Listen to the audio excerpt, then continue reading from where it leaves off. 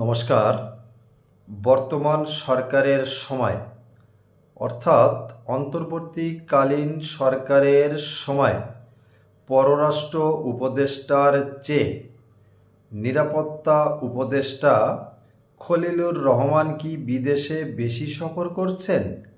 আমার মনে হচ্ছে বর্তমান সরকারের সময় অর্থাৎ অন্তর্বর্তীকালীন সরকারের সময় পররাষ্ট্র উপদেষ্টার চেয়ে বিদেশে বেশি সফর করছেন অন্তর্বর্তীকালীন সরকারের নিরাপত্তা উপদেষ্টা খলিলুর রহমান।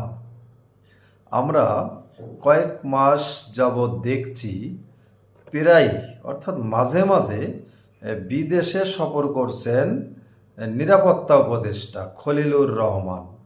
আমরা যতটুকু জানি বা আমি যতটুকু জানি, বিদেশের সঙ্গে যে কূটনৈতিক আলোচনা বৈঠক বা বিভিন্ন বিষয় নিয়ে সমস্যার জন্য বা সমস্যার সমাধানের জন্য আলোচনার জন্য বিদেশে যে থাকেন একটি দেশের পররাষ্ট্র মন্ত্রী, বিশেষ করে বিশেষ সময় ছাড়া বেশিরভাগ ক্ষেত্রে পররাষ্ট্রমন্ত্রী বিদেশে গিয়ে বিদেশিদের সঙ্গে বিভিন্ন আলোচনা করেন এবং প্রয়োজনীয় যে কাজগুলো একটা দেশের কল্যাণের জন্য অর্থাৎ দেশের উন্নয়নের জন্য, দেশের ব্যবসা বাণিজ্য বা কোনো সমস্যা থাকলে বিদেশিদের সঙ্গে সেগুলো আলোচনা করে সমাধান করে দেশের উন্নয়নের জন্য বিদেশিদের সঙ্গে কথাবার্তা বা বৈঠক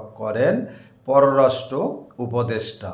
কিন্তু বর্তমান দেখা যাচ্ছে আমাদের বাংলাদেশে অন্তর্বর্তীকালীন সরকারের সময় অর্থাৎ ডক্টর মোহাম্মদ ইউনূসের সরকারের সময় প্রায়ই বিদেশে যাচ্ছেন পররাষ্ট্র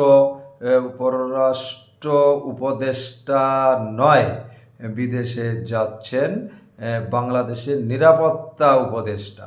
তিনি প্রায় বিদেশে সফর করছেন। এ বিষয়ে আপনাদের মতামত কি? কেন পররাষ্ট্র উপদেষ্টার চেয়ে নিরাপত্তা উপদেষ্টা বিদেশে বেশি বা ঘন ঘন সফর করছেন? আপনাদের মতামত আশা রাখছি অবশ্যই কমেন্ট বক্সে উল্লেখ করবেন। সবাই ভালো থাকবেন, আবার কথা হবে। নমস্কার।